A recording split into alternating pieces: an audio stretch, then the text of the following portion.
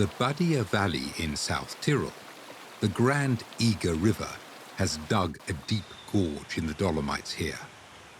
The Badia Valley is considered the heart of the Ladins, a Romantic-speaking ethnic group that has lived isolated for centuries in the Dolomites as mountain farmers. It is a closed world of its own, in which Josef Freinademetz was born in 1852 in this house in the village of Ois. In Ladin, the parents named their son Uyop. Uyop had 10 siblings. His childhood is characterized by poverty and hard work. The parents owned some land that needed to be farmed, yet people were rooted in simple, deep faith. The family prayed the rosary in the evening in front of the house altar. The village schoolteacher advises the parents to send young Uyop to a higher school. Higher schooling and studying for the peasants' children were synonymous with going to an Episcopal boys' seminary. The parents don't have time to accompany Uyop to Brixen, so instead the weaver of Sotru, a family friend and godfather, takes care of the 10-year-old boy and accompanies him to Brixen. For the boy, this means leaving the family world of the mountains and learning new languages in a foreign city.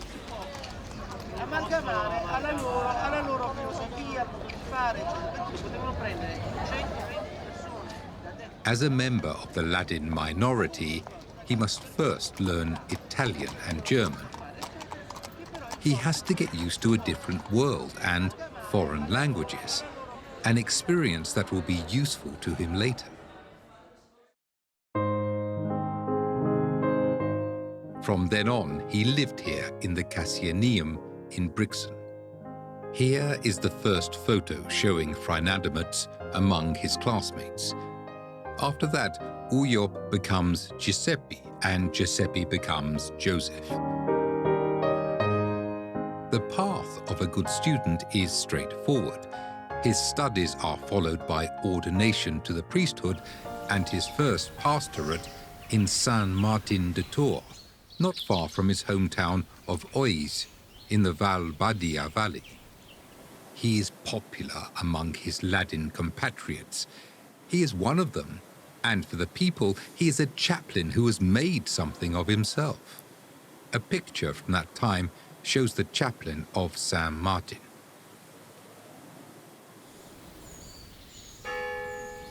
But an article in the diocesan newspaper of Brixen will change his life. It is a short, inconspicuous report about a newly built mission house. It reads, "The purpose of this foundation is to promote Catholic missionary activity in non-Catholic countries." In the parish house in South Tyrol, Freinademetz learns that in 1875, the priest Arnold Jansen founded a mission house in Stiel in the Netherlands, intending to send young missionaries out into the world to the heathens. Freinademetz writes to Arnold Jansen, "The call of the missionary institution established by your reverence, on which the blessing of God rests so noticeably, has reached even the remotest corners of Tyrol. Since I have been thinking for years about dedicating myself to the missionary profession, I most respectfully dare to knock at your house for admission." Was it wanderlust or missionary zeal that made him give up everything and leave home?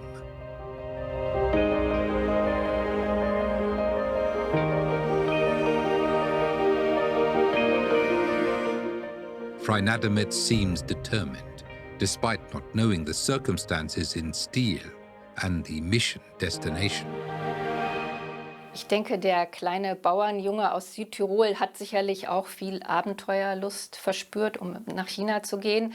Er wird allerdings auch als recht offen geschildert im Vergleich zu seinen Geschwistern. Er hatte ja 8 oder 9 Geschwister. Und ansonsten, denke ich, war er von diesem selben missionarischen Eifer durchdrungen, der sich eben bei vielen Christen im 19. Jahrhundert fand. Das war eben so eine große Begeisterung, die man heute vielleicht nicht mehr so nachvollziehen kann.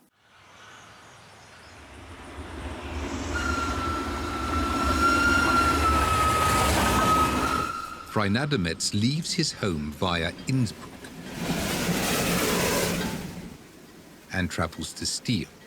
It is a departure into the unknown.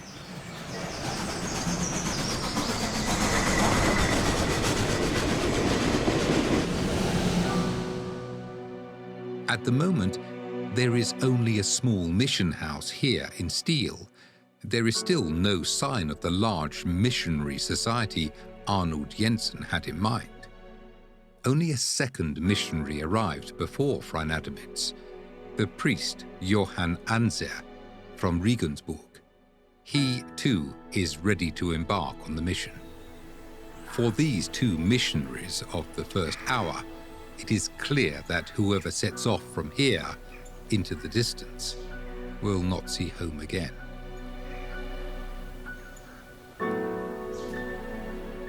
Freinademetz and Anser stay a few months in Steel to prepare for the journey, a journey into the unknown, carried by a missionary society, a missionary order that is still in the process of formation and at this time lives above all from the great ideas of Arnold Jensen.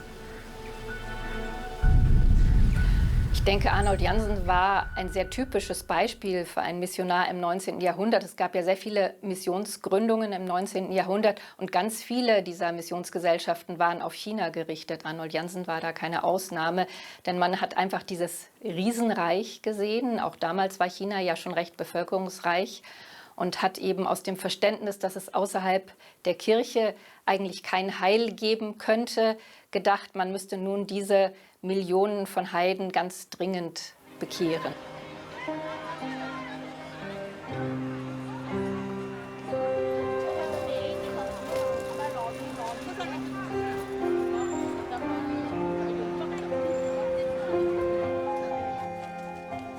Und somit war dann China für Arnold Jensen verheißungsvoll.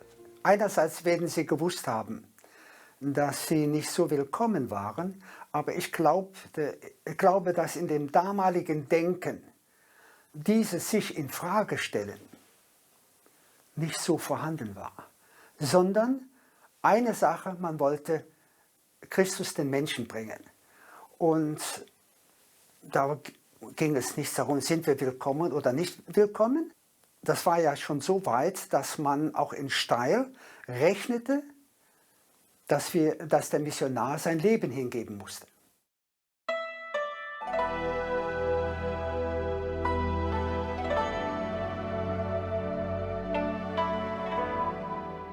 Europeans in the 19th century regarded China as a distant, mysterious empire that was not without danger for missionaries.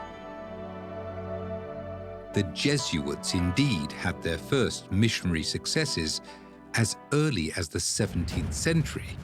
However, the 19th century saw repeated persecutions of Christians in China and a closing off to the influence of Europeans who tried more and more aggressively to assert their colonial interests in China.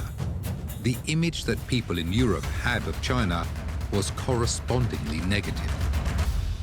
Das Bild auf China so im 19. Jahrhundert war sicherlich ein auch sehr mit Vorurteilen belastetes. Man hat auch gesehen, dass vieles in China im Vergleich zu Europa relativ primitiv erschien. Man hat auch schon die Fremdenfeindlichkeit der Chinesen durchaus gesehen in Europa. Und insofern war das für Missionare schon auch ein großes Wagnis, nach China zu gehen. Die Vorbereitung der Missionare war am Anfang ziemlich schlecht, kann man sagen. Ja, also sie haben keine systematische Einführung bekommen in chinesische Geschichte, chinesische Kultur und die Kirchengeschichte in China. Ja. Man hat sich selber das aneignen müssen.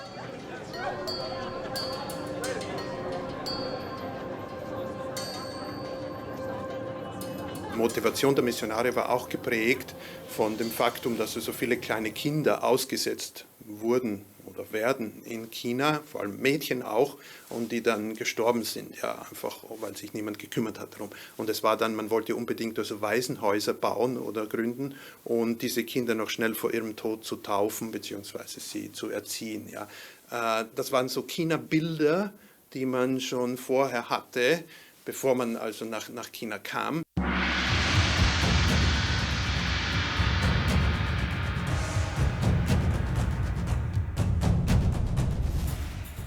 Freinademetz and Anse leave the port of Ancona in 1879. The sea voyage to Hong Kong takes 36 days. They are leaving the West when Europe is moving into modernity at a blazing speed.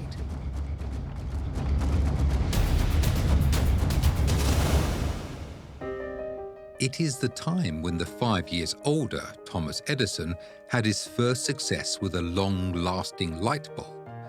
Albert Einstein was born in Ulm, and Woolworth opened the first 50-cent store in New York and was the first to make a fortune with cheap products.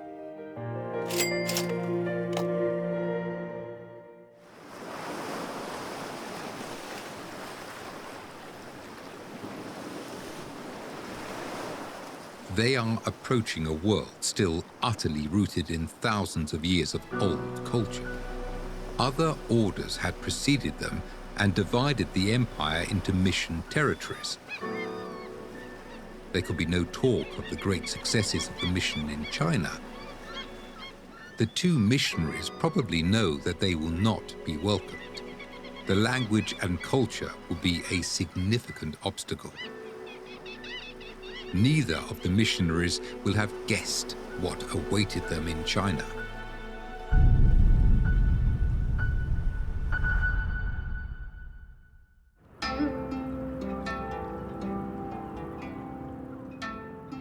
They reached the port of Hong Kong first, which was a British colony since 1843. Under the British colonial rulers, Hong Kong was a transshipment point for goods and wage laborers who flocked to the city in masses and worked under the most challenging conditions.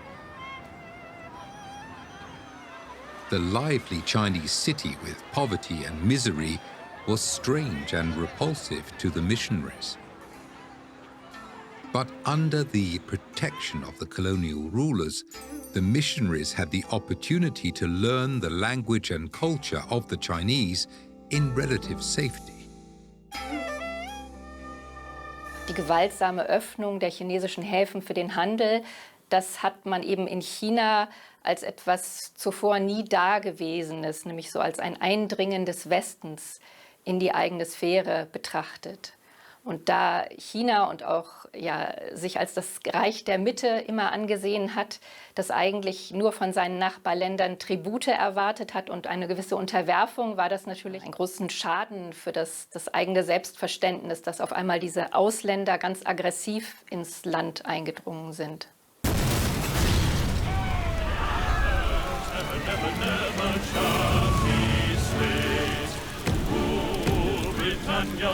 Britannia ruled the waves. Britons never, never, never shall be slaves. Sicherlich wurden die Missionare, die nach China kamen, erstmal als Fremde wahrgenommen und das Christentum wurde auch als Fremdreligion sehr lange in China wahrgenommen.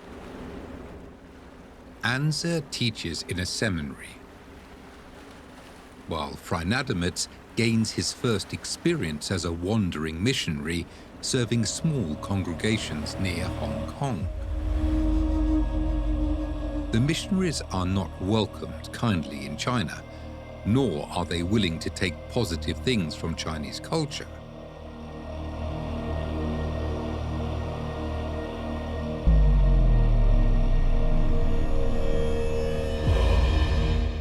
Freinademetz is overwhelmed and shocked by the great poverty and the foreign culture.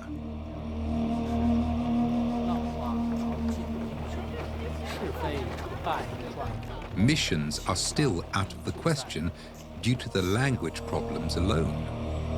The difficulties in converting the Chinese are huge. First of all, the Chinese don't care much about religion. They are satisfied if they have food. Second, we missionaries are foreigners, and anything that is not Chinese is worthless to them and worse than the devil. That is why they call us foreign devils. The language always remains another major difficulty. Freinademetz and Anza learn Chinese. The foreign country demands them to wear their hair and clothes according to specific regulations to recognize the Chinese dynasty. Therefore, the missionaries also wear the Chinese queue.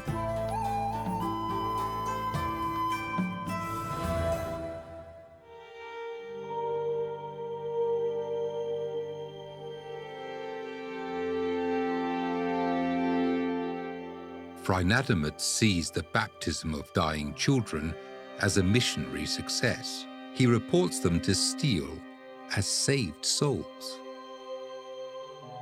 Ich denke, nach seiner Ankunft in China, in Hongkong und später dann in Shandong, wo er dann missioniert hat, überwog wohl zunächst mal eine gewisse Frustration, weil er die Schwierigkeiten dann konkret erlebt hat, erstmal überhaupt mit den Chinesen effektiv zu kommunizieren. Und dann auch die Ablehnung, auf die er gestoßen ist. Damals wurden Ausländer in China ja gerne als Yangweize, als ausländische Teufel bezeichnet. Und das war auch durchaus nicht scherzhaft gemeint. Und er hat ja auch mehrmals auch tätliche Angriffe erdulden müssen von eben sehr antichristlich gesinnten Chinesen. Und deswegen war wohl am Anfang schon erstmal, war er genauso schockiert wie vermutlich viele Neumissionare von diesen rauen Bedingungen.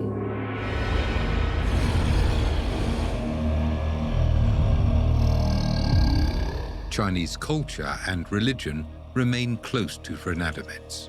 For European eyes, many things had to look devilish and demonic, like depicting dragons and other symbols of various myths.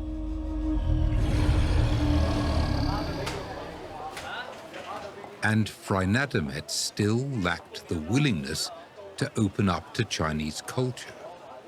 But what shall I write to you of this poor China, which lies so most unhappily under the influence of the devil, and what is worse, also loves this dreadful slavery? And we missionaries, who have given up all the dearest things we had on earth to bring them the message of Christ's only true religion, us they simply call foreign devils.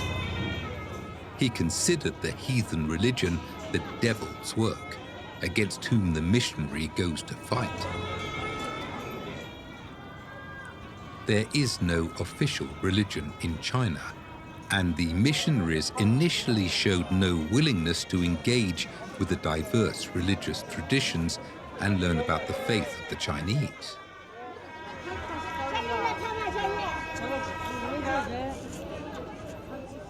Was die Leute geglaubt haben, das war dann oft Schamanismus auch, ja, schamanistische Praktiken oder Geisterbeschwörungen zum Teil am Land, in den Dörfern und sicher auch sehr viel Buddhismus. Ja. Es gab dann so lokale Heilige oder lokale Gottheiten, vor allem Drachengötter oder Berggötter, die in verschiedenen Tempeln lokal verehrt wurden. Also es war ein Sammelsurium, es war ein sehr buntes Bild von Lokaltraditionen, die keinen gemeinsamen so Nenner hatten eigentlich.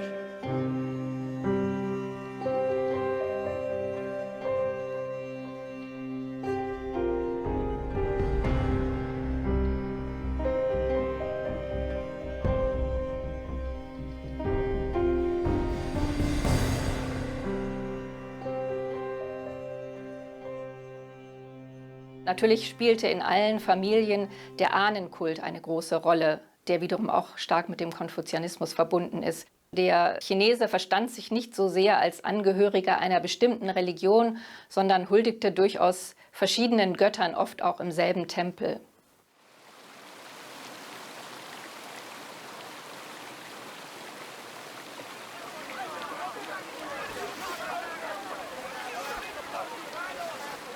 Then, in 1881, the missionaries left Hong Kong. They are assigned the province of South Shandong in northern China.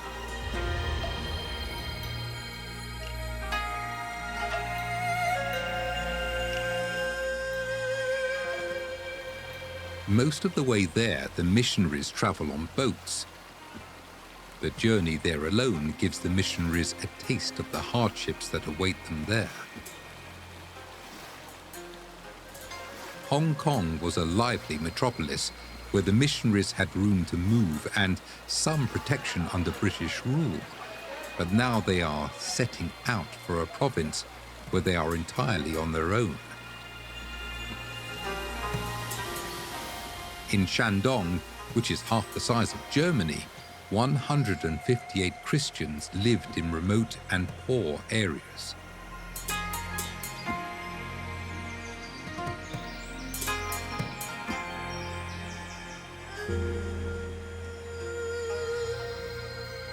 Endless distances await the missionaries, covering on foot in the province. The Europeans are not welcome here either. The foreign missionaries are accused of the worst deeds, and the reputation precedes them that they eat children's hearts.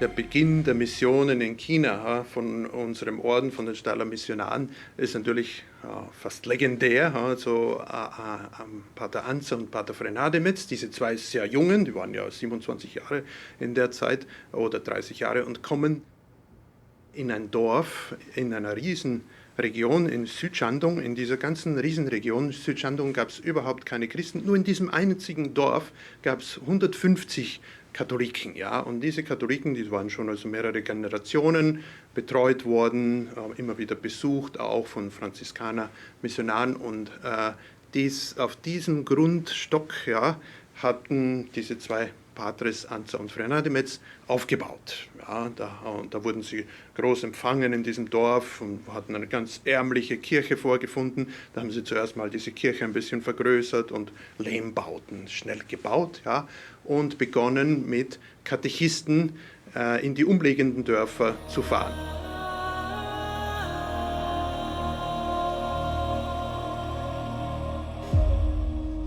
The missionaries cover long distances with donkey carts or on foot.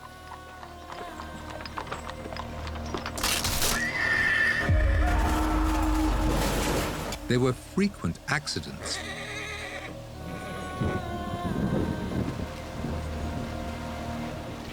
Floods, robberies.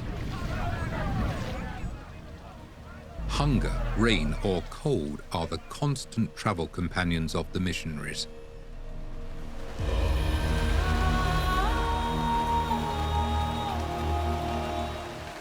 Man darf nicht vergessen, im 19. Jahrhundert, die Missionare, die kamen aus einer immer, sagen wir ruhig, immer perfekteren Welt. Ja. Es war sauber, es gab Eisenbahnen, die Kirche war sehr organisiert. Wenn man in eine Kirche ging, da war Orgelspiel, das war ein Kunst- und Kulturgenuss. Ja.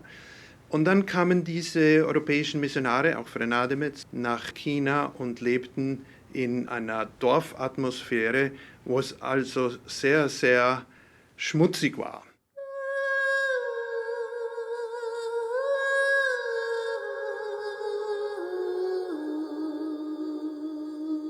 Die Wege waren Erdwege. Das Geschirr wurde nicht richtig gewaschen, einfach mit einem Lappen ausgewischt und dann hat der Nächste benutzt.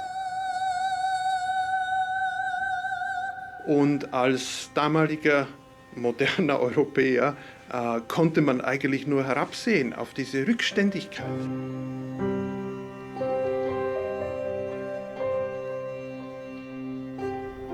als Missionar musste man natürlich abstrahieren und das alles annehmen und die Menschen sehen, ja, und auf die Seele der Menschen und auch auf das Denken der Menschen. Dem Freinademetz, dem ist das gelungen.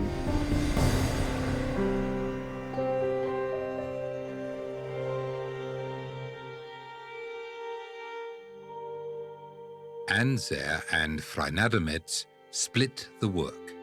Left to his own devices, Freinademetz looks after the small communities.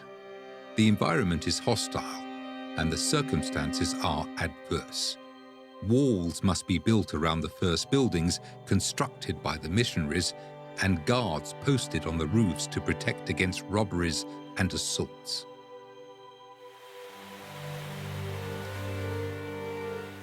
The Europeans quickly become emaciated, are frequently ill or injured, and spend the nights on their long journeys in the open air in the bitter cold.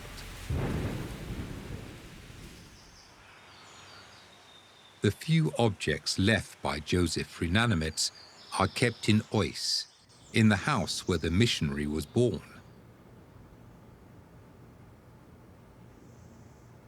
A pair of glasses, his chalice and a cross, a bag for letters and documents, and a queue that the missionaries attached to their hair. These were the things that he carried with him on his journeys. The simple peasant life Freinademetz encountered on his wanderings in Shandong was probably not foreign to him. On the contrary, the hard life, the naivety and the piety of the people may have reminded him of his homeland. Slowly, he also begins to feel affection for the simple peasants. Aber er hat sehr unermüdlich als quasi Wandermissionar gearbeitet. Das heißt, er war ständig unterwegs zwischen den einzelnen Missionsstationen, ist zu den Leuten gegangen, was man sich als wirklich sehr mühsam vorstellen muss. Denn die Missionare, die konnten eigentlich nur auf dem Esel reiten oder wurden auf Schubkarren geschoben. Das war so ein Fortbewegungsmittel damals in Shandong. Und das war auch mit großen körperlichen Strapazen verbunden. Aber ich glaube auch die Tatsache, dass Freinademetz immer wieder zu den Gläubigen gegangen ist, hat die sicherlich sehr beeindruckt.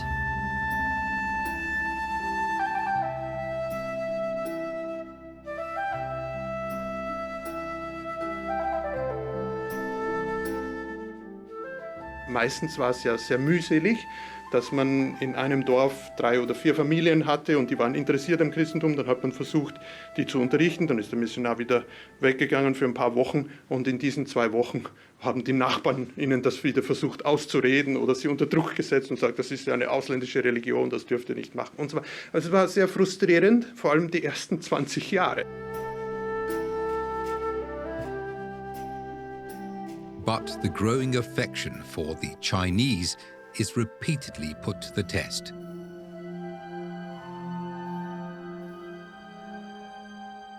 Freinademetz has already been in Shandong for 8 years when he almost becomes the victim of a lynch mob himself.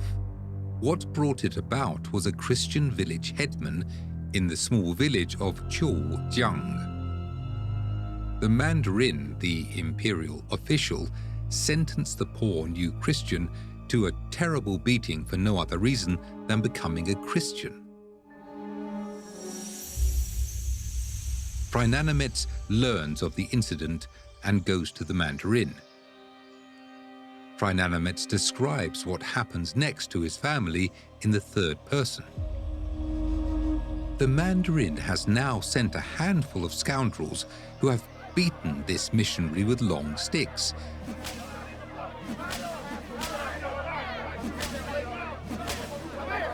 Then they have dragged him out of the house, thrown him on the ground,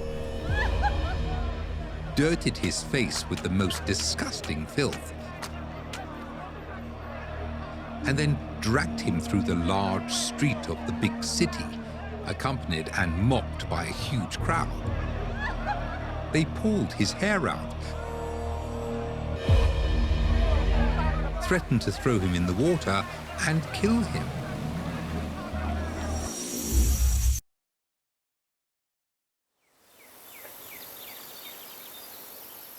Freinademetz survives by luck and chance, injured and robbed of all his belongings.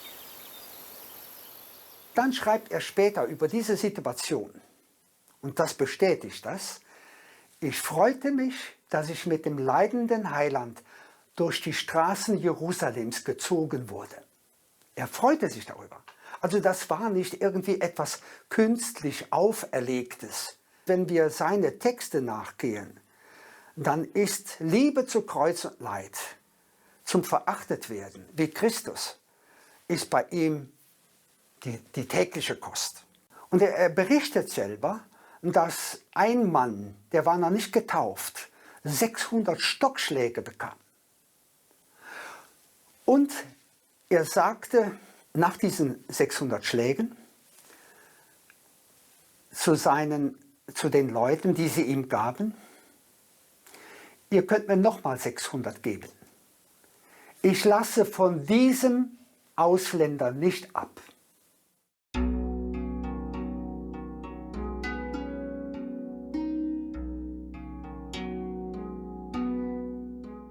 It is the life of the ordinary people that opens the missionary's heart. He looks behind the culture more and more and discovers the people who certainly reminded him of the mountain farmers of his homeland. Freinademetz finds a new home here, but one that was not unlike his old home in numerous ways.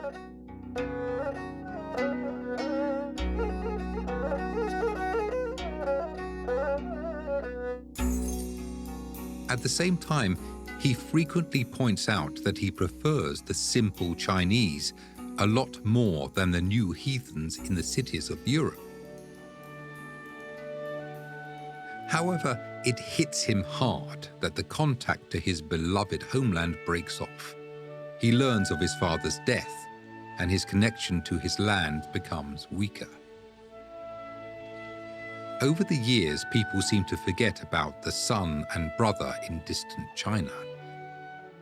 Yet there is hardly a letter he writes home where he does not regret this fact. A lot of time has passed during which you have not written me a single letter. It seems that over the years you are slowly forgetting your brother Giuseppe, who is thousands and thousands of hours away from you.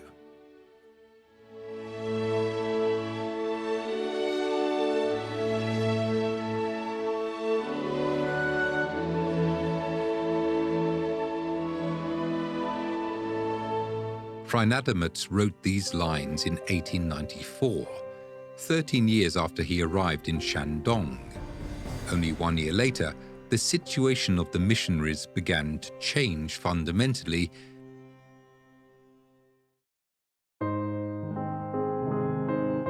In Steel, more and more young missionaries received their missionary cross and are sent to China, including Father Richard Hennell. But the settlements are still surrounded by walls and guarded to protect them from robbers and raids and the arbitrariness of the mandarins. Nevertheless, Anza, the confrère with whom Freinademetz traveled to China, becomes Bishop of South Shandong. However, the relationship between the two missionaries of the first hour does not remain unburdened. Their characters are too different. Anza is power-conscious, determined, and politically gifted, but dictatorial and undisciplined. In contrast to Freinademetz, who feels more and more comfortable among the simple peasants as a pastor. The situation of the missionaries changed fundamentally only due to the incredible world political upheavals when distant Europe powerfully re-entered the missionaries' lives.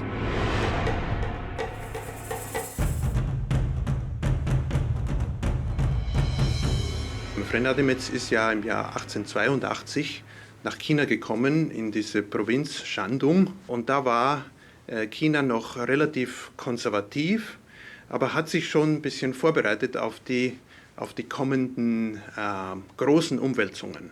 Und die großen Umwälzungen, die fanden im Jahr 1895 statt. 1895 gab es einen Krieg mit Japan, der Japanisch-Chinesische Krieg, bei dem China verloren hat. Und China hat gesehen, wir müssen uns modernisieren auf vielen Gebieten und wir müssen von Japan lernen. Und es gab diese jungen, moderne Generation, die vom Ausland zurückkam, von Japan oder auch schon von den USA. Und die sagten, weg mit den alten Traditionen. Also es war eine Zeit von großen Umbrüchen. Freinademetz hat in seinem Leben in China, also von 1882 bis 1908, hat er große äußere Veränderungen gesehen. Die Eisenbahnen wurden gebaut, Häfen wurden gebaut. Und auch innere Veränderungen. Die Leute haben sich von der alten Tradition abgewendet auf Neues hin. Und einige auch zum Christentum hingewendet. Ja. But the beginning westernization of China is also attracting opponents. Freinademetz writes worriedly to Europe. However, a new storm cloud is appearing on the horizon, threatening to devastate the fruits of our labor with diabolical fury. A new sect that calls itself Da Tao Hu has been growing by the thousands in the last few months and is said to have the destruction of the Christian religion and the overthrowing of the ruling dynasty as its goal. The mission house in steel today. Here, little reminds one of the humble beginnings and the small buildings that Freinademetz had come to know during his stay. Today, there is also a mission museum here, which collects, among other things, ethnologically and culturally exciting pieces from all over the world. But you can also find the Chinese clothing of the two missionaries, which were the last clothes they wore when they were murdered. The blood and the stabbing marks can still be seen after more than 100 years. Am 1. November 1897 wurden zwei deutsche Missionare, Pater Nies und Pater Henle, in einem ziemlich abgelegenen Dorf in der Nähe von Juye von solchen Sektenanhängern der großen Messersekte umgebracht. The missionaries Nies and Händel and another German missionary stay overnight in the small mission station of Chanyanzhong. As the sun sets, they sing the songs of their homeland and prepare for the All Saints' Day celebration. Then, as they lay down to sleep, strangers invade the compound.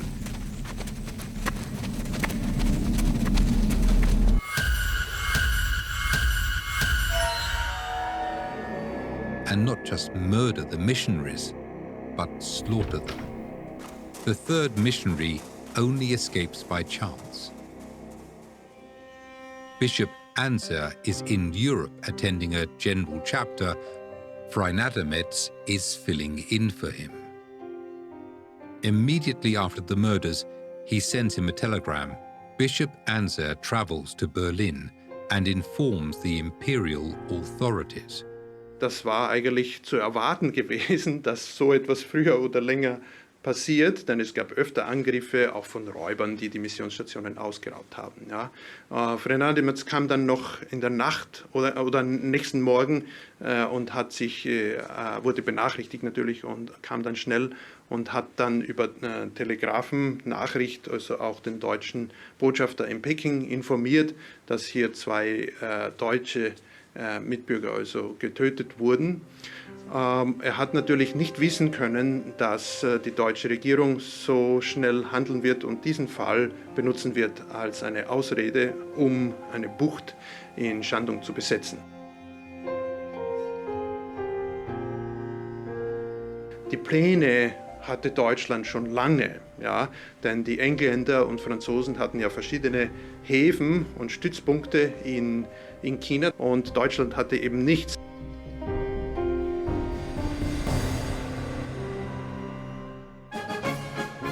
In Berlin, people welcomed the development.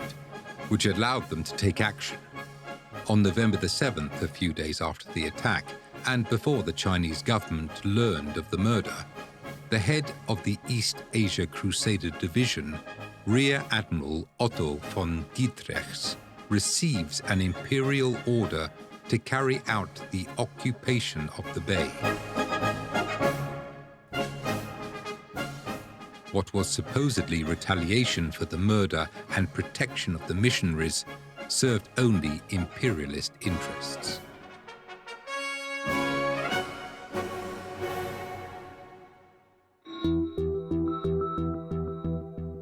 The Bay of Jing Tao today, a modern Chinese metropolis, the way today's China likes to present itself. There is little that reminds you that the port was once of particular strategic importance for the German colonial masters, and that the traditional old China suffered its defeat here. In the middle of the city, the Catholic St. Michael's Cathedral, built in the 1930s by Divine World missionaries, still shows the self-confidence of European Christians and the naturalness of establishing European culture in Asia. The German military now rules Qingdao. The city becomes a German colony, which affects the whole Shandong province.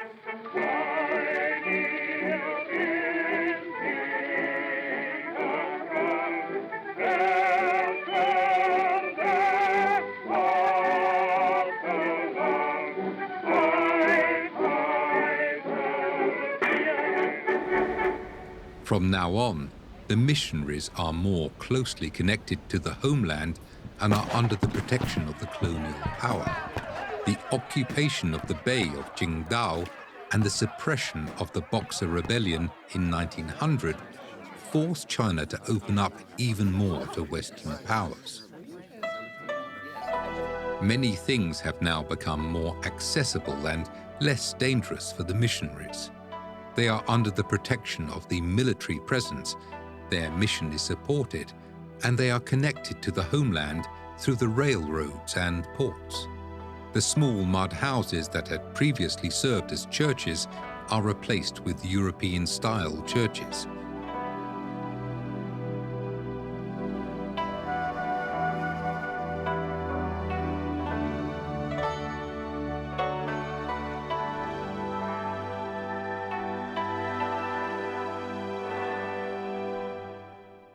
A church with a colonial character is built, which begins to perform a wide variety of tasks in the European tradition.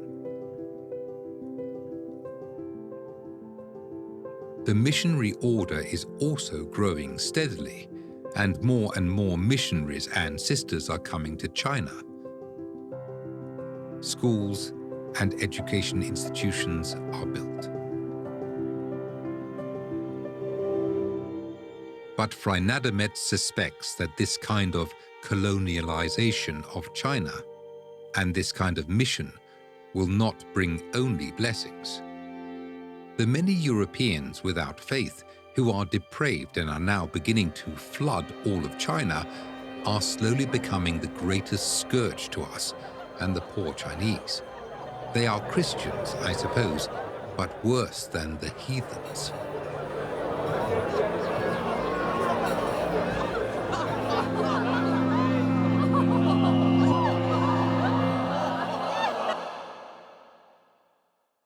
Freinademetz, the China missionary of the first hour, is assigned more and more tasks in the leadership of the Order of the Church.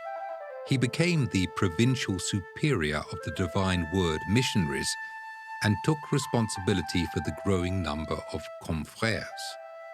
The estrangement from Bishop Anser weighs on Freinademetz. Anser travels to Rome to defend himself against accusations made against him because of his autocratic and domineering way of carrying out his episcopal duties. Arnold Janssen's first missionary dies unexpectedly in Rome. Freinademetz now additionally assumes the responsibilities of the late bishop as pro-vicar. The picture shows the pro-vicar with Chinese dignitaries in the episcopal residence. But Freinademetz fails answer as bishop. He had not sought the office, and the German colonial rulers didn't want an Austrian bishop in their territory. Freinademetz, whose health worries the confrères, visits the remote communities he once founded himself, wherever possible. The 50-year-old visits the Chinese on foot or horseback in all weathers.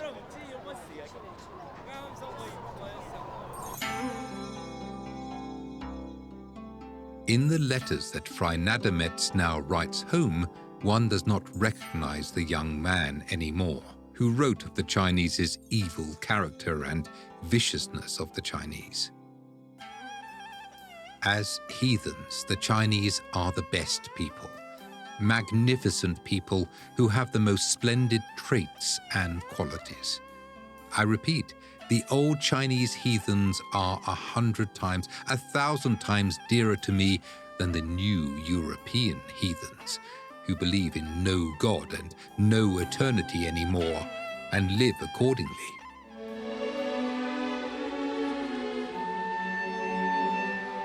Freinademetz certainly felt closer to the simple peasants in the remote mountain villages than to the hustle and bustle of the modern European culture. In the mountains of Shandong, he was closer to his South Tyrolean homeland than in the cities of the coast. Aus dieser Distanz ist eine bestimmte Nähe geworden. Ja. Und das ist das Wertvolle oder das Wunderbare an dem Pater Freinademetz, ja, dass er das in einer besonderen Weise tun konnte. Ja. Er hatte Freundschaften zu vielen Chinesen. Er war ein beliebter Prediger. Also er konnte über das Wort, über das gesprochene Wort, über seine Reden auch die Chinesen näher bringen. Ja, er konnte sich den Chinesen verbrüdern sozusagen. Ja, er hat sie anerkannt als gleichwertige Partner.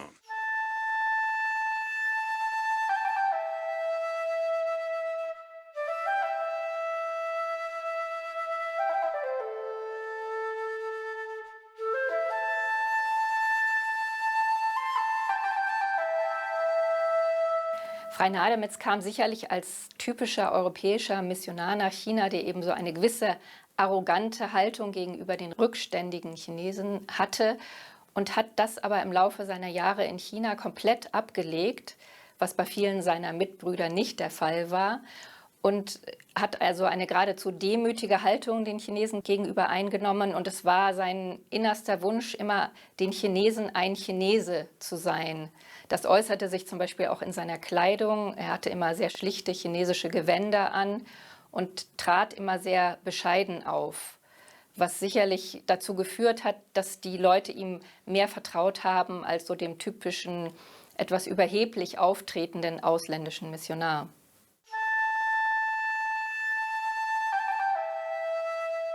The missionary must love the people among whom he works, was an opinion Freinademetz repeated over and over.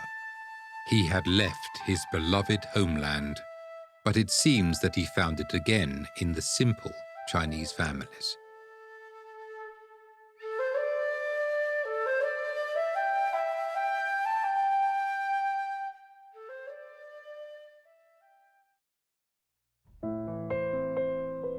One of the last pictures shows the missionary, already marked by illness, next to Bishop Augustin Henninghaus, who was to be responsible for the mission in Shandong in the future. In his last letter home, he writes to the daughter of the weaver who once brought him to Brixen as a boy. "Excuse me for today. I have to go. I will never forget you at the altar. Pray for me and our Chinese heathens and Christians alike. I greet with all my heart those who still remember your relative, Giuseppe."